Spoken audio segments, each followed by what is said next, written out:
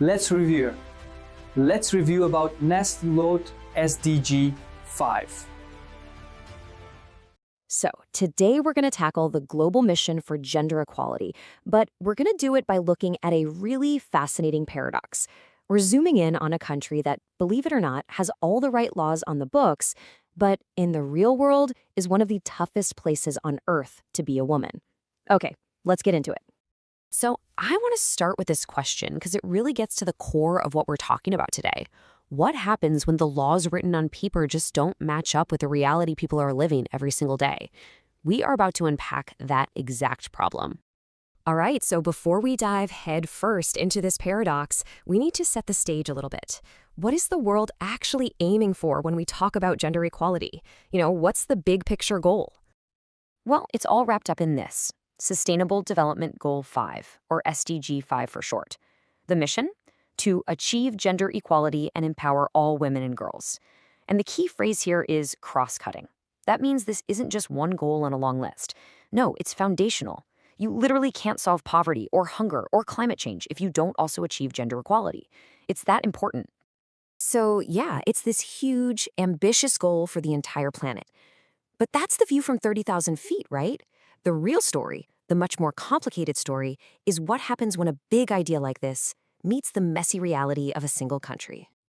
And that brings us to our case study, Pakistan. And I'm just going to say, you might want to brace yourselves because the data we're about to see, well, it's pretty shocking.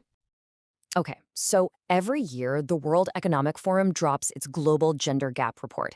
It's this massive checkup on gender equality across the globe. So, out of 146 countries they looked at, take a guess, where do you think Pakistan landed on that list? 145th. Second to last in the entire world. Just let that sink in for a second. That's not just a low score. That number represents a massive, deep chasm between that global goal we just talked about and the actual lived experience of millions of women. So what does a number like 145 out of 146 actually mean in the real world for daily life? Let's break down some of the biggest challenges on the ground. And wow, this chart just lays it out so clearly. You can see that over 80% of men are part of the labor force. But for women, that number just plummets to around 24%. I mean, that is a huge pool of talent, of potential, that's just being left on the sidelines. And the problem goes way deeper than just jobs. We're talking about huge financial exclusion. Millions of women who don't even have a simple bank account. And get this, even when the law gives them rights to property and inheritance, deep-seated cultural norms often mean they never see it. The end results? Near total economic dependency. But it's not just about money. There's also the devastating issue of widespread gender-based violence. The problem isn't just the violence itself, though. It's the fact that the system itself seems broken when it comes to getting justice. And this chart, wow, it just says it all. Look at that tiny, tiny sliver of convictions, just half of 1%. When 99.5% of cases of violence against women end with no conviction, it creates what experts call a culture of impunity. Basically, it sends a terrifying message that you can get away with it. And finally, let's talk political power. Now, on the surface, it looks like there's some progress. Women hold 17% of seats in the National Assembly because of a quota system. But here's the catch. That doesn't mean real influence. When you look at the cabinet and minister roles, the jobs with actual decision-making power, that number drops to only about 6%.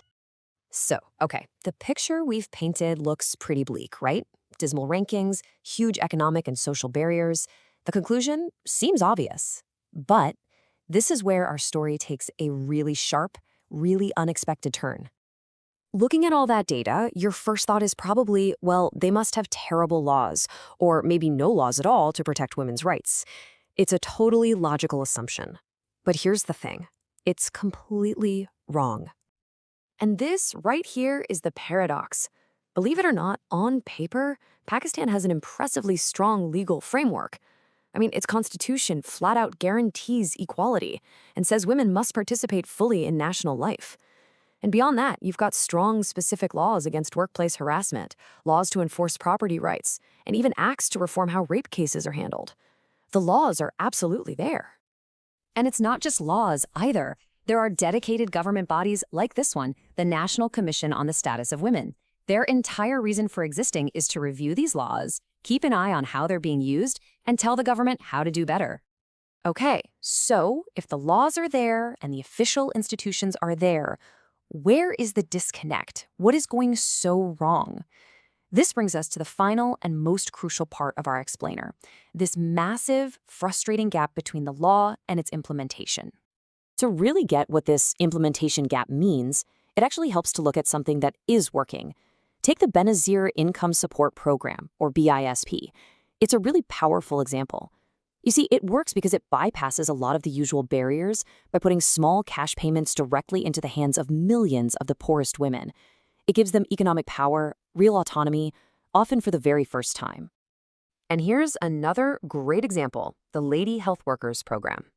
This is a government initiative that employs over 100,000 women. It gives them an income, a respected role in their towns and villages, all while they deliver essential health care.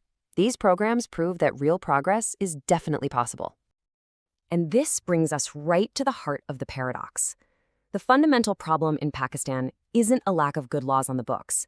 It's a chronic, systemic failure to enforce those laws, to make them a reality for the women they were written to protect. So what's really standing in the way? Well, it pretty much boils down to these three massive forces.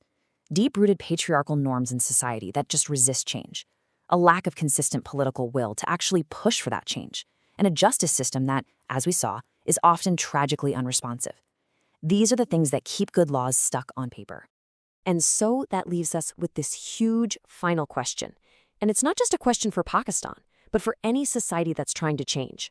When you've already built the framework, when the good laws already exist, what does it really take to turn those words on a page into a lived, breathing reality for everyone? Thanks for your time to learn, earn, and lead. This is Mohammad Zishan Awan, Advocate High Court. To join Vision 2047, please register with us and be part of the transformation.